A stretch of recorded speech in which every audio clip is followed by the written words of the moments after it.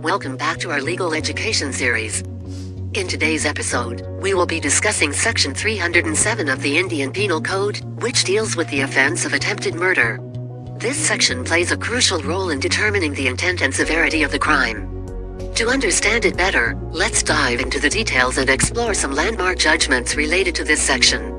Section 307 of the Indian Penal Code states, "Whoever does any act with such intention or knowledge, and under such circumstances that, if he by that act caused death, he would be guilty of murder, shall be punished with imprisonment for life or with imprisonment of either description for a term which may extend to 10 years, and shall also be liable to fine if the act is done with the intention of causing death or with the intention of causing such bodily injury as is likely to cause death."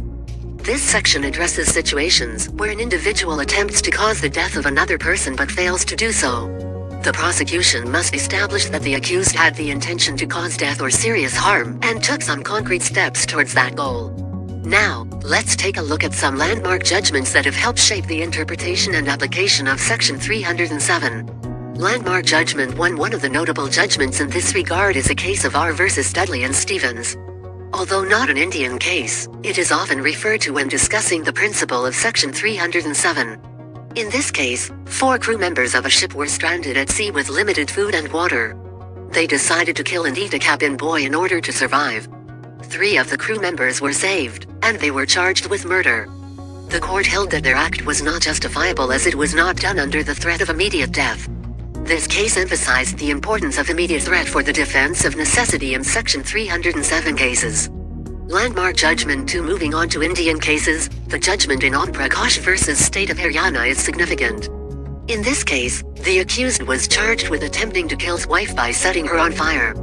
The Supreme Court observed that for an offense under Section 307, it is not necessary that the injury caused would be sufficient in the ordinary course of nature to cause death. The intention to cause death or knowledge that the act is likely to cause death is a crucial factor in determining guilt. This judgment clarified that the severity of the injury is not the sole determinant of the offense. Landmark Judgment 3. Lastly, let's discuss the case of Navjot Sandhu versus State of Punjab, also known as the Punjab terrorist attack case. In this case, a bomb exploded in a public place, killing several people. The accused was charged with multiple offenses, including Section 307. The Supreme Court upheld the conviction under Section 307, emphasizing that when a terrorist act is committed with an intention to cause mass casualties and destruction, it falls under the purview of Section 307. This judgment clarified that the intention behind an act can be collective, and the gravity of the offense should be considered accordingly. Conclusion. In conclusion, Section 307 of the Indian Penal Code deals with attempted murder and requires the prosecution to establish the accused's intention or knowledge to cause death or serious harm. Landmark judgments such as the R versus Dudley and Stephens case, Om Prakash versus State of Haryana, and Navjot Sandhu versus State of Punjab have helped shape the interpretation and application of this section. Thank you. You're welcome. I'm glad I could help. If you have any more questions or need further assistance, feel free to ask.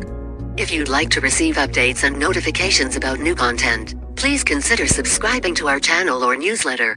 Stay tuned for more useful information.